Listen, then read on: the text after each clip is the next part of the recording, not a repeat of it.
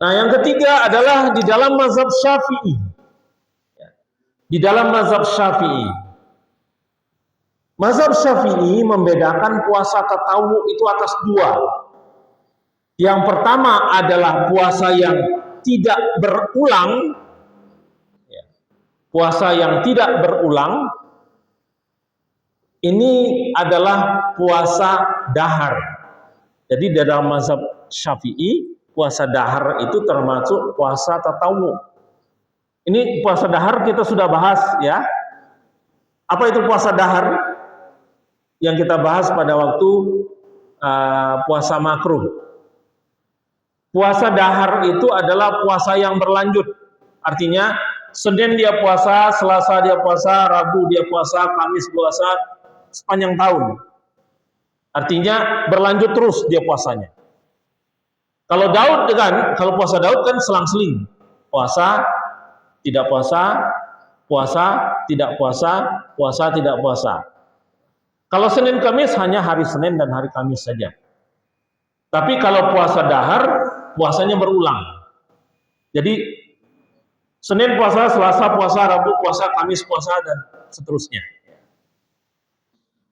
Kemudian yang kedua adalah puasa berulang. Puasa berulang. Dibedakan lagi atas tiga di dalam mazhab Syafi'i. Berulang setiap tahun, berulang setiap bulan, berulang setiap pekan. Ya. Mana yang berulang setiap tahun? Yang termasuk berulang setiap tahun, puasa tatawu di dalam mazhab Syafi'i. Puasa Arafah di luar haji dan musafir. Ya. Puasa Arafah di luar haji dan musafir. Jadi kalau pada saat dia wukuf di Arafah atau pada saat dia sedang musafir, maka dia tidak disunahkan untuk puasa Arafah. Kemudian 10 hari di bulan Zulhijjah, tanggal 1 sampai tanggal 10, seperti penjelasan kita tadi, tanggal 10-nya hanya sampai khutbah. Kemudian tanggal 9, 10, 11 Muharram. Ya. Tanggal 9, 10, 11 Muharram. Ini beda sedikit ya. Tanggal 9, 10, dan 11 Muharram.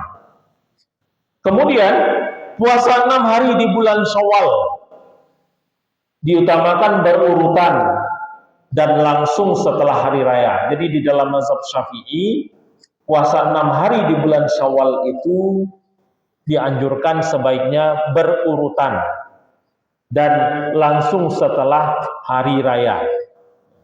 Jadi tanggal rayanya tanggal 10 Zulhijjah, tanggal 1 Syawal, ya, hari raya tanggal 1 Syawal, kemudian setelah itu langsung. Ini yang disunahkan di dalam mazhab Syafi'i, ya. Di dalam mazhab yang lain tidak harus langsung dan tidak harus berurutan. Tapi kalau di dalam mazhab Syafi'i bukan harus, tetapi dianjurkan, diutamakan berurutan dan diutamakan lebih di awal. Tapi bolehkah tidak dilakukan berurutan? Boleh. Bolehkah dilakukan di akhir-akhir atau di pencar-pencar? Boleh di dalam mazhab Syafi'i. Tapi lebih utamanya bersambung, ya.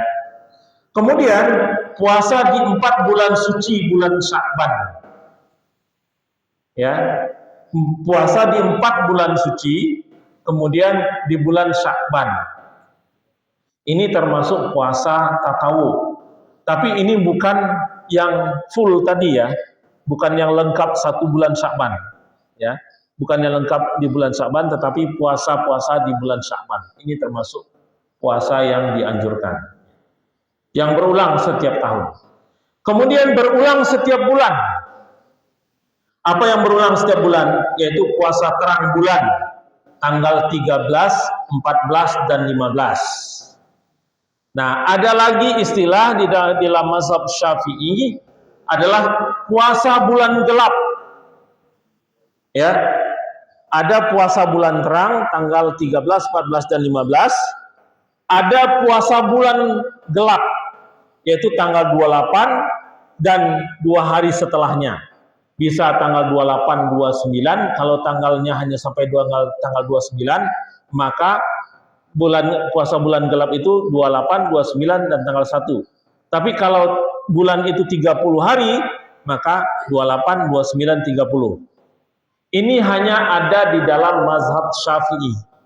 Ya, ini hanya ada di dalam mazhab Syafi'i. Puasa bulan gelap, kebalikan dari puasa bulan terang atau ayyamul bid.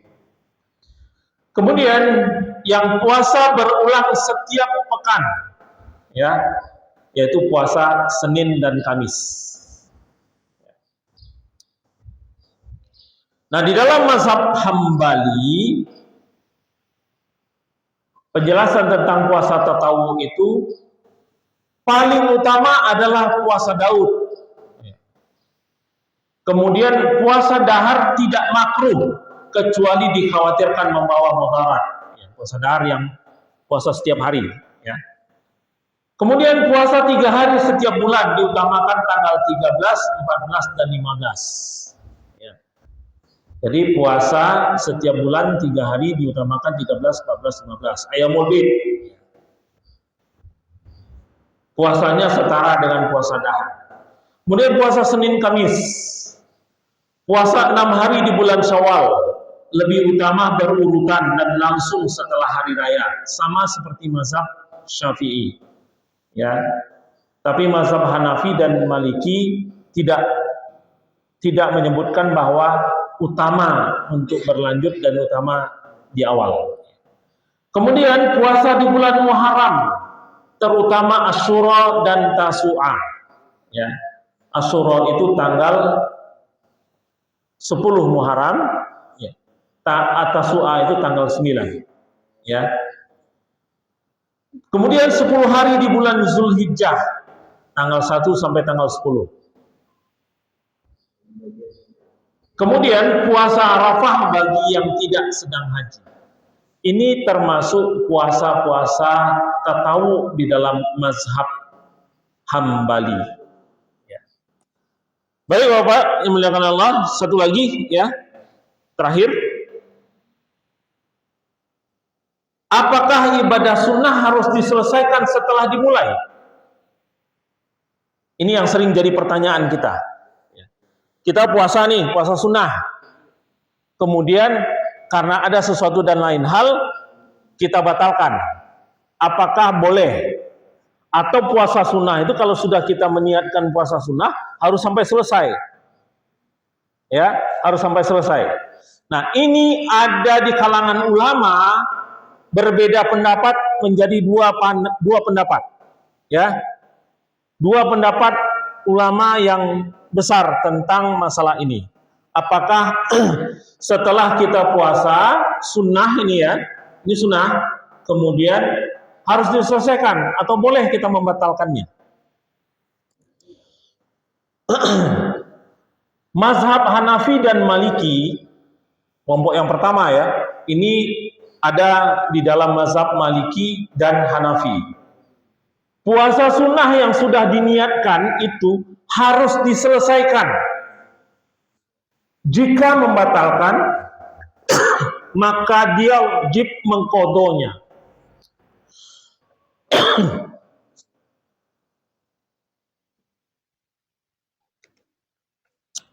Jadi di dalam mazhab Hanafi dan Maliki, kalau sudah puasa diniatkan puasa sunnah, kemudian tidak boleh dibatalkan, harus selesai. Kalau batal, maka harus diqadha di hari yang lain. Kenapa? Di dalam mazhab Hanafi dan Maliki, sesuatu yang sudah diniatkan dan sudah dimulai itu menjadi wajib untuk dilanjutkan. Sehingga kalau dia dibatalkan, maka dia qadha. Qadha itu kan hanya untuk sesuatu yang wajib, ya. Kemudian alasannya apa? Seperti musafir yang mendapatkan rukhsah, dia harus mengqadha puasanya. Jadi diilatkannya seperti orang musafir. Musafir kan dia tidak wajib, dia sunnah. Dia sunnah berpuasa, tapi tidak wajib. Puasa Ramadan lah ini, puasa Ramadan, ya. Puasa Ramadan dia tidak wajib berpuasa, tapi dia sunnah, dia batalkan, maka dia bayar. Nih, ambil ilatnya di situ, ya. Terlepas dari tepat atau tidak tepatnya, ya. Kemudian yang telah sempat dilakukan sudah menjadi ibadah dan amal yang menjadi hak Allah. Jadi kalau kita sudah melakukan satu ibadah, sudah meniatkan, maka itu sudah dinilai ibadah. Kalau itu sudah dinilai ibadah, itu merupakan kewajiban atau hak Allah untuk dilanjutkan.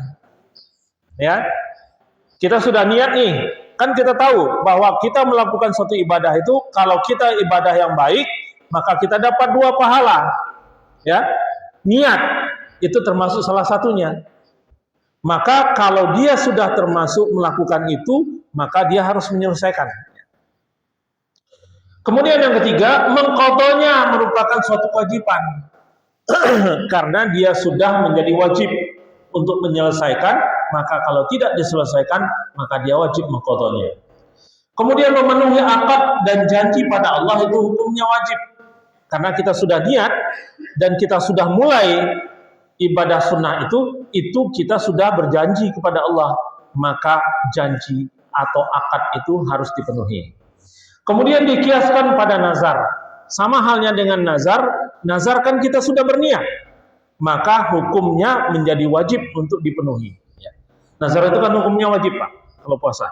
Ya, ini satu sisi, satu pendapat bahwa puasa yang sunnah yang sudah sempat dilakukan kemudian dibatalkan, maka dia harus mengqadha. Pendapat yang kedua, ya, adalah didukung atau dianut oleh mazhab Syafi'i dan Hambali. Ya. Pendapat yang kedua mengatakan bahwa puasa sunnah yang dilakukan boleh menghentikannya di tengah jalan tanpa harus mengqadha. Namun dianjurkan menyelesaikan sampai selesai tanpa jika tidak ada uzur.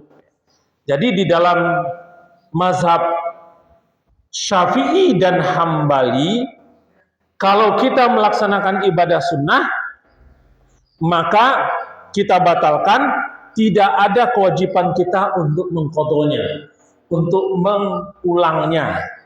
Dan itu bukan merupakan utang. Alasannya apa? Alasannya adalah ibadah sunnah tidak menjadi wajib setelah dia dimulai. Di sini titik perbedaannya. Di dalam mazhab Syafi'i dan mazhab Hambali, ibadah sunnah hukumnya adalah tetap sunnah. Ibadah sunnah itu tidak menjadi wajib setelah dia dilakukan. Kalau setelah dia dilakukan menjadi wajib, tentu pahalanya seperti hal yang wajib. Aturan-aturan dan hukum-hukumnya menjadi terikat, menjadi sesuatu yang wajib. Sehingga di dalam mazhab Syafi'i dan Hambali menyebutkan bahwa puasa sunnah adalah puasa sunnah. Dia tidak menjadi wajib pada saat dia telah dilaksanakan. Kemudian di dalam hadis yang diriwayatkan oleh Imam Bukhari dan Muslim, barang siapa beriman kepada Allah dan hari akhir, hendaklah dia memuliakan tamunya. Ini ada hadis yang seseorang sedang berpuasa sunnah, kemudian dia kedatangan tamu, maka Rasulullah menganjurkan untuk membatalkan puasa sunnahnya, kemudian melayani tamunya dengan baik. Kenapa? Karena melayani tamu itu adalah satu perintah. Ya, hadis ini dijadikan hujah menyebutkan bahwa tidak harus diqadha puasa sunnah yang sudah dilakukan tapi tidak sempat diselesaikan. Kemudian orang yang berpuasa sunnah, hadis yang lain yang diriwayatkan oleh Imam Ahmad, orang yang berpuasa sunnah menjadi komandan atas dirinya. Terserah kepadanya apakah mau terus berpuasa atau membatalkannya. Hadis riwayat Ahmad dari Ummu Hani. Ya. Ini tentang puasa sunnah, ya. Belum kelihatan rame-ramenya kan? Udah. Baik, kita cukupkan kajian kita pada subuh hari ini. Ada yang mau ditanyakan?